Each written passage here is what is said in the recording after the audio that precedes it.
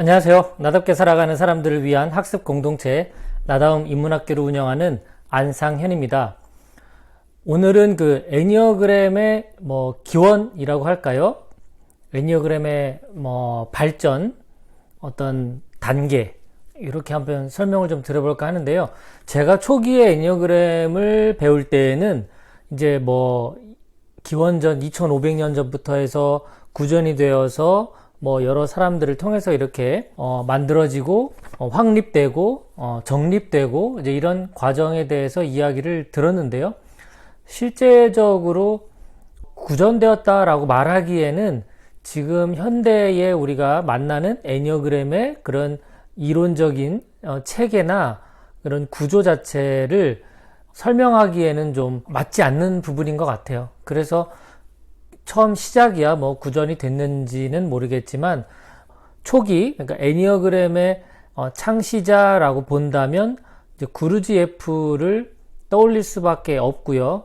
그리고 구르지예프에 의해서 전해지는 그런 내용들이 결국 오스카 이카조와 클라우디오 나란조를 만나면서 현대화된 이제 계기가 된 겁니다. 그러니까 이 두 사람이 어찌 보면 가장 커다란 영향력을 준 것이고, 그 이후에 이제 많은 학자들이 합류를 해서 이론적인 어떤 체계, 그리고 심리학적인 체계, 이런 원리들, 이런 것들을 정립했다라고 볼 수 있습니다. 애니어그램의 지혜와 그 애니어그램 성격 유형, 이런 책들의 저자인 돈 리처드 리소나 러스 허드슨 같은 경우도 물론 이 오스카 이카조와 클라우디오 나란조와 견주어서 영향이 적다라고 말할 수는 없겠죠. 하지만 이제 처음 애니어그램의 창시자격으로는 구르지예프를, 그 다음에 현대화하는 데 있어서의 창시자는 이 오스카 이카조를 언급하는 것이 맞을 것 같습니다. 처음에 사실 그 구르지예프 입장에서는 현대의 그 성격 유형론 관련해서는 언급하지 않았다고 합니다. 그의 책이나 그의 제자들이 기록한 책에서 애니어그램은 9가지 성격 유형론이다, 이제 이런 언급은 없고요. 거의 애니어그램 자체를 그 상징성에 대해서 정리하는 것에 초점을 맞췄고, 그리고 이 상징을 풀어내는 데 있어서 어떤 자연의 법칙, 자연의 원리, 이런 것들을 모델화해서 좀 전반적인 어떤 사상을 다루는 그런 역할을 했다라고 생각을 합니다. 이제 그 이후에 영향을 받은 이제 오스카 이카조의 등장으로 어찌 보면 현대화된 이론적인 체계가 잡혔다라고 볼 수 있는데요. 1950년대에 활발하게 이런 활동을 했던 이카조는 처음부터 좀 남달랐던 것 같습니다. 어렸을 때부터 고대 지식이나 이런 철학, 영성 등등 다양한 그 책들을 섭렵하면서 이제 이런 쪽에 관련된 관심이 많았던 것 같아요. 그리고 아르헨티나라든가 이게 이제 볼리비아 태생인가 그런데요. 아르헨티나라든가 중동, 아프리카 다양한 곳을 이제 여행을 하면서 그런 고대의 어떤 지식들에 대한 탐구를 했던 것 같아요. 그 다음에 이제 그 어떤 이 9가지 그 성격 유형이나 그 구르지예프를 통해서 발전된 애니어그램의 상징들, 내부 삼각형이라든가 헥사드라든가 원이라든가 이런 상징들과 성격 유형을 결합하는 데 있어서 결정적인 역할을 했다라고 생각합니다. 이것이 이제 1950년도 초에 이카조의 업적이 아닌가 생각이 들고요. 이 상징과 성격형 자체를 결합하는 데 있어서는 여러 참고한 자료가 많이 있는데, 기독교에서 기독교 베이스의 7가지 죄악이라든가, 그리고 캔터베리 이야기, 그리고 단테, 연옥 이런 문학 작품들도 탐구를 했고요. 그 다음에 그 카발라 철학이라는 것도 여기에 이제 녹여낸 겁니다. 카발라 철학에서도 이 생명의 나무라는 그 중심 개념이 나오는데 이것이 그 애니어그램의 원의 상징, 또 삼각형, 그리고 칠의 법칙 이런 것들이 그 상징나무와도 유사한 면이 있다라는 것을 발견할 수가 있는 겁니다.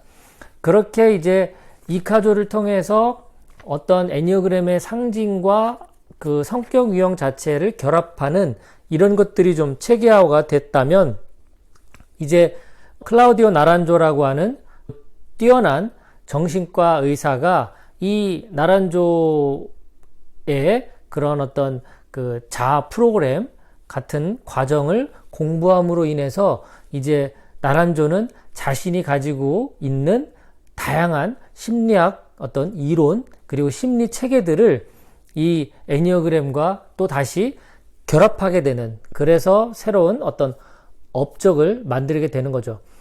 이 클라우디오 나란조 정신과 의사의 가장 큰 업적이라고 한다면 애니어그램의 그 9가지 그 성격 유형과 심리 체계를 결합해서 그 9가지 성격 유형들이 가지고 있는 어떤 자아 고착, 그러니까 이제 뭐 집착 같은 거죠. 그리고 그 집착으로 인해서 나타나는 열정, 그 체계를 정리한 것이라고 볼 수가 있을 겁니다. 이제 이카조와 나란조의 그런 영향들을 받아서 이 애니어그램 자체가 현대화가 되고 심리학 어떤 체계 기반의 이론들이 점점 탄탄해질 무렵 이제 캘리포니아를 중심으로 해서 애니어그램이 이제 널리 퍼지게 되고요. 여기서 이제 함께 공부했던 돈 리처드 리소나 러스 허드슨 그런 분들이 이제 애니어그램을 더욱더 체계화하고 9가지 성격 유형 같은 이런 이론적인 체계 그리고 진단지 개발 등등 활발한 활동들이 이어져서 나타났다, 이렇게 볼 수 있을 것 같습니다. 정리를 해보자면요, 자, 애니어그램을 구전되어 온 이론이다 라고 설명하는 것도 틀리진 않겠지만 사실 더 구체적으로 설명을 한다면 1920년대 즈음 구르지예프가 이제 유럽에 소개한 것이 애니어그램의 어떤 처음 알리게 된 계기가 됐는데, 구르지예프가 애니어그램을 창시한 그런 역할을 했고, 그 이후에 이제 오스카 이카조가 이 애니어그램의 상징과 그리고 성격 유형을 잘 결합해서 체계화를 한 현대화의 아버지다, 이렇게 볼 수가 있겠고요. 그 다음에 정신과 의사인 클라우디오 나란조가 이 체계화된 그 이론들을 바탕으로 해서 심리 체계와 성격 유형을 결합해서 더욱더 체계화했다라고 볼 수 있습니다. 심리 체계와 애니어그램을 결합하는 과정에서 자아 고착이라든가 열정이라든가 이런 개념들이 좀 더 명확하게 정리가 됐다.